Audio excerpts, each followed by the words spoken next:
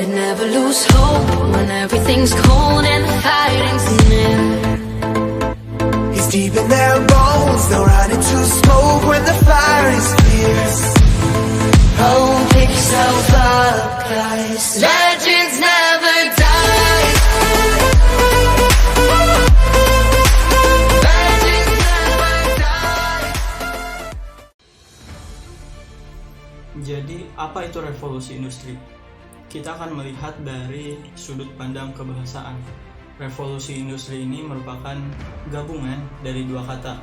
Yang pertama itu ada revolusi, dan yang kedua itu ada industri.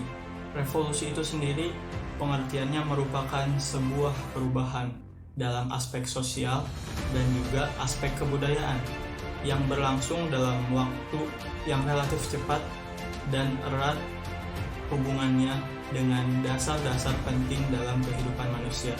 Sementara industri itu sendiri merupakan suatu bidang yang mengkonsentrasikan fokusnya kepada pengolahan bahan baku atau bahan mentah menjadi barang jadi.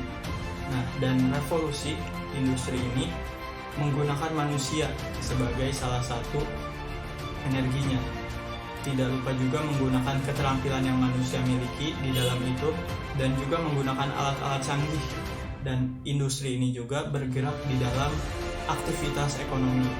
Nah, revolusi industri ini merupakan sebuah perubahan besar dalam kehidupan manusia yang memajukan kemajuan ilmu pengetahuan dan juga teknologi sampai saat kita berpijak di bumi sekarang ini. Dan yang menjadi center point atau pokok pembahasan kita kali ini yaitu adalah keistimewaan atau keunggulan dan juga keunikan dari temuan-temuan pada masing-masing era revolusi industri. Bersama saya Muhammad Ilmi Rahman, ayo kita bahas materi kita kali ini. Revolusi industri 1.0 atau revolusi industri yang pertama. Pertama-tama kita mulai dengan awal mula dari seluruh revolusi industri yang ada, yaitu revolusi industri 1.0. Revolusi industri 1.0 ini pertama kali terjadi pada abad ke-18, ditandai dengan penemuan mesin yang sangat unik pada masa itu, yaitu mesin bertenaga uap yang digunakan untuk mempermudah proses produksi barang. Pada tahun 1760 sampai dengan 1840, revolusi industri 1.0 ini terjadi di Inggris Raya. Terjadi perubahan proses manufaktur yang semula menggunakan tenaga manusia sebagai sumber energi utamanya, kemudian mulai beralih ke tenaga mesin. Peralihan tersebut disebabkan karena ditemukannya mesin bertenaga uap. Pada tahun 1764, James Watt menciptakan mesin uap pertama. Lalu pada tahun 1783, Marquis de Joffre menciptakan mesin uap penggerak kapal di laut. Kemudian disusul pada tahun 1904, Richard Trevithick menciptakan lokomotif uap pertama di dunia. Di Inggris Raya sendiri yang menjadi pelopor dari revolusi industri 1.0, awalnya mesin uap digunakan sebagai alat tenun mekanis. Alat tenun mekanis ini dapat meningkatkan produktivitas dari industri tekstil di sana. Peralatan kerja yang awalnya bergantung pada tenaga manusia dan juga tenaga hewan sebagai penggerak utamanya, akhirnya digantikan dengan mesin bertenaga uap. Dampak dari revolusi industri 1.0 ini terjadinya pengangguran massal. Kenapa? Karena alat ini tiba-tiba saja ditemukan, kemudian terjadi demonstrasi massal menuntut lapangan pekerjaan.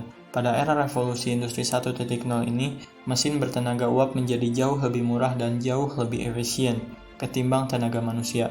Karena hal itulah banyak orang yang kehilangan pekerjaannya karena mesin bertenaga uap ini. Kita beralih ke masa revolusi industri kedua. Di revolusi industri ke-2.0 ini terjadi juga masa peralihan, yaitu peralihan dari abad ke-18 menuju abad ke-19. Revolusi industri ini ditandai dengan penemuannya tenaga listrik. Lalu pada tahun 1843, Ernst Werner von Siemens menciptakan telegraf kode Morse.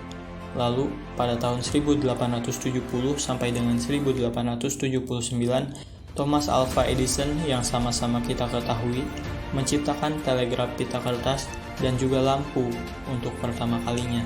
Disusul kemudian pada tahun 1908, Henry Ford, pencipta atau pemilik brand mobil asal Amerika Serikat, yaitu Ford, menggunakan ban berjalan atau conveyor belt di pabriknya. Semua temuan ini bermula dengan ditemukannya listrik, dan semuanya terkoneksi membutuhkan energi listrik. Tenaga otot yang saat itu sudah tergantikan oleh mesin uap, perlahan-lahan mulai tergantikan lagi oleh mesin bertenaga listrik. Walaupun begitu, masih ada kendala yang menghambat proses produksi di pabrik, yaitu masalah transportasi. Revolusi terjadi dengan terciptanya lini produksi atau assembly line yang menggunakan ban berjalan atau conveyor belt di perusahaan pembuatan mobil Ford. Hal ini mengakibatkan proses produksi berubah total, karena untuk menyelesaikan satu mobil, para perakit mobil dilatih untuk menjadi spesialis yang mengurus satu bagian saja.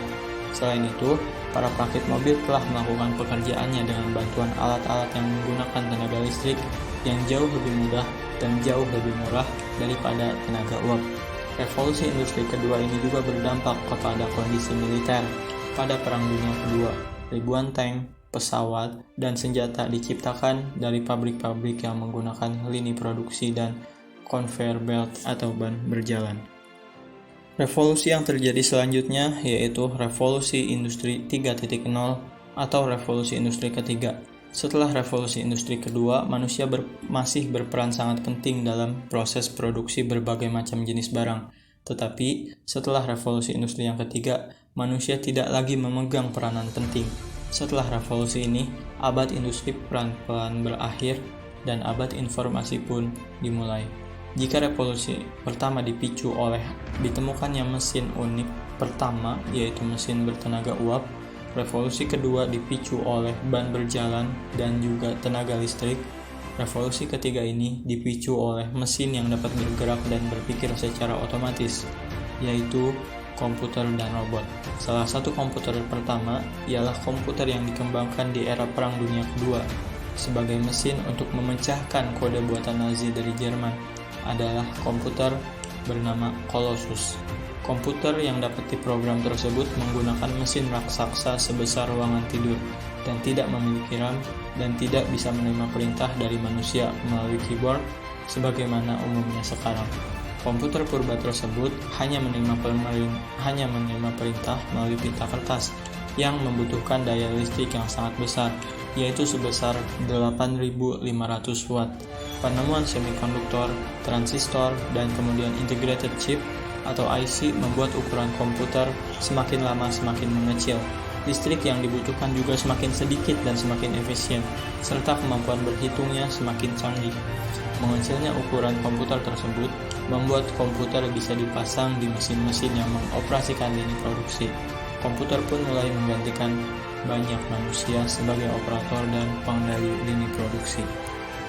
Revolusi industri selanjutnya atau revolusi industri yang terkini dan sedang kita sama-sama jalani saat ini adalah revolusi industri 4.0 atau era revolusi industri keempat. Revolusi industri keempat ini menjadi perbincangan banyak pihak. Pemerintah, industri, dan perusahaan mengerahkan segala usaha untuk menghadapi era revolusi industri 4.0 ini. Konsep revolusi industri 4.0 ini pertama kali dikemukakan oleh Profesor Klaus Schwab, yaitu pada tahun 2016 di dalam World Economic Forum. Beliau ini merupakan seorang ekonom terkemuka yang berasal dari Jerman, sekaligus penggagas World Economic Forum. Profesor Klaus Schwab mengemukakan bahwa secara fundamental, revolusi industri 4.0 ini dapat mengubah cara kita hidup, cara kita bekerja, dan cara kita berhubungan satu dengan yang lainnya. Sederhananya, revolusi industri 4.0 ini adalah bagaimana teknologi seperti AI atau Artificial Intelligence, kendaraan otonom, dan internet saling mempengaruhi kehidupan manusia. Istilah revolusi industri 4.0 ini berasal dari sebuah proyek dalam strategi teknologi canggih yang berasal dari pemerintah Jerman yang mengutamakan komputerisasi pabrik. Pada era revolusi industri 4.0, teknologi manufaktur sudah masuk pada era otomatisasi dan pertukaran data. Hal tersebut mencakup sistem cyberfisik dan Internet of Things. Era ini telah mengubah banyak bidang dalam kehidupan, termasuk bidang ekonomi, dunia kerja, bahkan gaya hidup manusia. Banyak hal yang tidak terpikirkan sebelumnya bisa diwujudkan dan menjadi inovasi baru, serta membuka lahan bisnis yang sangat besar pada era sekarang ini. Kehadiran revolusi industri 4.0 ini memang menghadirkan usaha baru, lapangan kerja baru, dan profesi baru yang tidak ada sebelumnya. Diharapkan banyak orang bisa untuk mengambil peluang lebih banyak lagi. Ini adalah conclusion dari topik bahasan kita di video ini. Jadi seperti yang telah kita dengar, ada beberapa keunikan dalam perkembangan revolusi industri 1.0, 2.0, 3.0, dan 4.0. Dan keunikan-keunikan tersebut itu muncul dari temuan-temuan yang telah ditemukan pada masing-masing era revolusi industri. Di era revolusi industri 1.0, pada waktu itu ditemukannya mesin uap yang mampu memberikan pengaruh dan perubahan yang sangat besar di bidang manufaktur saat itu. Lalu kita berlanjut di era revolusi industri 2.0, ada sebuah penemuan yang sangat istimewa dan sangat unik pada masa itu, yaitu sumber energi listrik. Sumber energi listrik ini manfaatnya sangat banyak dan masih bisa kita rasakan sampai dengan tahun 2021 ini. Dan kita juga nggak mungkin lupa dengan salah satu temuan yang luar biasa pada era revolusi industri 3.0, yaitu dengan diciptakannya komputer dan dimulainya abad sistem informasi yang menjadi cikal bakal dari era otomatisasi di era revolusi industri 4.0. Dan di era revolusi 4.0 ini merupakan perkembangan dari revolusi industri sebelumnya. Ketika sebelumnya ditemukan komputer, di era revolusi industri 4.0 ini ditemukannya atau diciptakannya berbagai otomatisasi di dalam kehidupan dan juga Internet of Things yang merupakan sebuah dunia yang seakan-akan tidak memiliki batas di dalamnya. Itu adalah internet. Lalu pertanyaan selanjutnya, apakah ada revolusi industri 5.0? Revolusi industri 5.0 ini sudah mulai diperkenalkan di Jepang pada tahun 2017 oleh Perdana Menteri Jepang waktu itu, yaitu Shinzo Abe, di dalam forum di Jepang sana. Lalu baru mulai diresmikan itu pada tahun 2019. Konsep industri 5.0 ini unik dan berbeda dari revolusi industri sebelumnya. Ketika revolusi industri 1.0, 2.0, 3.0, dan 4.0 berfokus dan menjalankan revolusi di bidang teknologi saja, revolusi industri 5.0 ini lebih berfokus dan lebih memusatkan konsentrasinya kepada kebangkitan society. Jadi era revolusi industri 5.0 yang sudah dicanangkan atau dikemukakan di Jepang ini ingin berfokus kepada pemberdayaan manusia dan mengkombinasikannya dengan yang sudah ada, yaitu dengan era otomatisasi, era komputerisasi, dan era digitalisasi yang sudah ada sebelumnya. Jadi di era ini kesejahteraan manusianya lebih diutamakan dan lebih dibahas ketimbang dengan membicarakan teknologi saja.